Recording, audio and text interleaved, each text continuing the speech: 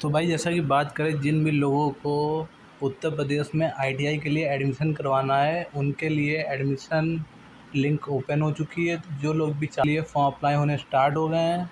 बात करें अगर इसकी स्टार्टिंग डेट की तो ये आपकी 11 जुलाई से इसके फॉर्म अप्लाई होना स्टार्ट हो गए हैं और इसकी अभी लास्ट डेट कुछ नहीं निश्चित की गई है। तो जो लोग भी फॉर्म भरना चाहें वो अभी तक फॉर्म भर सकते हैं। और बात करें इसमें फ़ीस की तो जनरल ओबीसी की फ़ीस 250 है और एससी एसटी की फ़ीस 150 है। तो ये है इसके फॉर्म अप्लाई करने की डेट। जैसा कि अगर बात करें कि इसमें क्या क्वालिफ़िकेशन होनी चाहिए, तो अगर आप 8th पास हैं या फिर अगर आप 10th पास हैं तो आप इसके लिए अप्लाई कर सकते हैं। मतलब मिनिमम क्वालिफ़िकेशन आपकी 8th या फिर 10th होनी चाहिए, जो कि यहाँ पे दी गई है।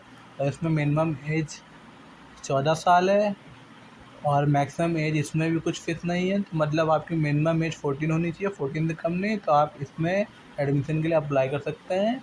और इसमें जो एलिजिबिलिटी है क्लास 8 और क्लास 10, ये ये इस पे बेस है कि इसमें से कुछ जो ट्रेड हैं वो 8 पास के लिए हैं और जो कुछ हैं वो 10 पास के लिए हैं। तो ज़रूरी नहीं जो 8 पास है 10 पास है वही भर सकता है। अगर आप 12 भी पास है, अगर आपने बीए भी कर रखा है, तब भी आप आईटीआई में अप्लाई कर सकते हैं। बस उसमें मिनिमम रिक्वायरमेंट ये है कि आप 8th या फिर 10th पास होने चाहिए बस। तो जैसा कि आप यहाँ पे देख सकते हैं, यहाँ पे कुछ ट्रेड दी गई हैं और उसमें एक ये कितने साल के ये भी दिया गया और उसमें क्या एलिजिबिलिटी है ये भी दिया गया। जैसे कि अगर आपको प्लास्टिक प्रोसेसिंग ऑपरेटर में आपको इस ट्रेड में एडमिशन लेना है तो उसके लिए आपको 10th पास होना चाहिए, जो कि यहाँ पे दिया गया है। और आपके पास फिज़िक्स और मैथ सब्जेक्ट होना चाहिए 10th में, तभी आप इसके लिए एलिजिबल हैं। ऐसे ही करके फिटर में है, ऐसे ही टर्नर, मशीनिस्ट, इलेक्ट्रीशियन।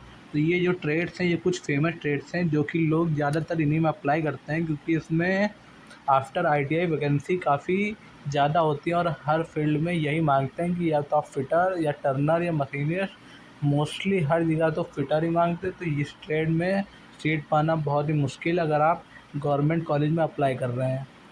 तो अगर आपको नहीं मिलती, उसके अलावा भी बहुत सारी ट्रेड हैं जिनके लिए अप्लाई कर सकते हैं। उसमें भी आपको प्लेसमेंट मिलती है आफ्टर आईटीआई, जब आपकी आईटीआई की डिग्री हो जाती है। ये एक डिग्री नहीं, ये एक सर्टिफिकेट कोर्स होता है जो कि 2 साल या फिर 1 साल का होता है। तो जैसे ही आपको ये मिल जाती है, इसके लिए काफ़ी कंपनीज आती हैं और आपका इसमें प्लेसमेंट हो जाता है। तो ऐसे करके बहुत सारी ट्रेड हैं, आप इसके ऑफिशियल नोटिफिकेशन पे देख सकते हैं। बट मोस्टली अगर मैं सजेस्ट करूं तो आप फिटर या मशीनिस्ट या इलेक्ट्रीशियन इन्हीं में से कोई ट्रेड में अप्लाई करें, कोशिश करें। और इसमें कोई भी एग्ज़ाम नहीं होता है। बात करें अगर एग्ज़ाम की, तो इसमें कोई भी एग्ज़ाम नहीं होता है।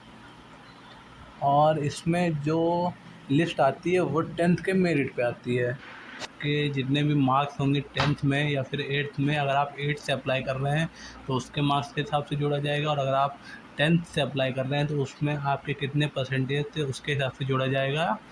तो उसके हिसाब से आपकी एक मेरिट बनती है, लिस्ट बनती है, उसके हिसाब से आपको ट्रेड्स मिलती हैं। जैसा कि अगर आप गवर्नमेंट कॉलेज में जाएंगे तो वहाँ पे कंपटीशन काफ़ी हाई होगा, क्योंकि सब लोग वहीं पे जाना चाहते हैं, क्योंकि वहाँ पे आपकी मोस्टली फ़ीस लगती है 2 से 3 हज़ार या फिर 4 हज़ार। और अगर आप प्राइवेट कॉलेज में जाते हैं तो वहाँ आपकी फ़ीस लगभग लगती है 60 हज़ार। अगर आपका 2 साल का कोर्स है तो आपकी 60 हज़ार फ़ीस लगती है। तो इसीलिए हर कोई इंसान यही चाहता है कि मेरा गवर्नमेंट कॉलेज में एडमिशन हो। तो इसमें टोटल 3 लिस्ट आती हैं। लिस्ट फर्स्ट, जिनकी सबसे ज़्यादा परसेंटेज होती है, तो सबसे पहले नाम उनका आता है और उनको ट्रेड्स दी जाती हैं। जब आप फॉर्म भरते हैं तो उसमें आपको प्रेफ़रेंस पूछी जाती है कि आपकी क्या प्रेफ़रेंस है। पोस्ट प्रेफ़रेंस है फिटर, इलेक्ट्रीशियन। जिसकी परसेंटेज ज़्यादा होगी उसको पहले फिटर मिलेगा, ना कि जिसकी कम होगी। इसी हिसाब से लिस्ट बनती है। टोटल 3 लिस्ट आती हैं जिसमें जिन बच्चों का होना होता है उनका हो जाता है। तो अगर आपकी परसेंटेज कम है तो मैं आपको ये भी बता दूं कि अगर आपकी परसेंटेज कम है और 3 लिस्ट के बाद भी आपका नाम नहीं आता है, तो जैसे ही तीसरी लिस्ट आए तो चौथी जो लिस्ट आती है वो वहीं पे लगती कॉलेज में ही। तो आप कॉलेज में डायरेक्ट जाके भी इसके लिए एडमिशन कर सकते हैं, लेकिन आपको आपकी मनपसंद ट्रेड नहीं मिलेगी। जिन भी ट्रेड में सीट्स खाली होंगी आपको उन्हीं में से किसी एक ट्रेड में अपना एडमिशन लेना होगा। तो आप ऐसे करके भी अपना एडमिशन ले सकते हैं। ये चीज़ें बहुत ज़्यादा लोगों को नहीं पता होती हैं, तो इसलिए आप इस चीज़ के लिए ज़रूर ट्राई करें। अगर आपका नाम तीनों लिस्ट में ना आए तो आप जाके कॉलेज में भी अपना एडमिशन ले सकते हैं। आप जाएंगे, उनसे पूछेंगे कि जो भी सीट बची हुई हैं उन पे एडमिशन कब होगा, तो वो आपको बता देंगे। तो जो लोग भी इसके लिए अप्लाई करना चाहते हैं वो लोग तुरंत अप्लाई कर दें, लास्ट डेट का वेट ना करें। और इसके लिए आप ये होता है कि इसमें जॉब प्लेसमेंट काफ़ी हाई रहती हैं।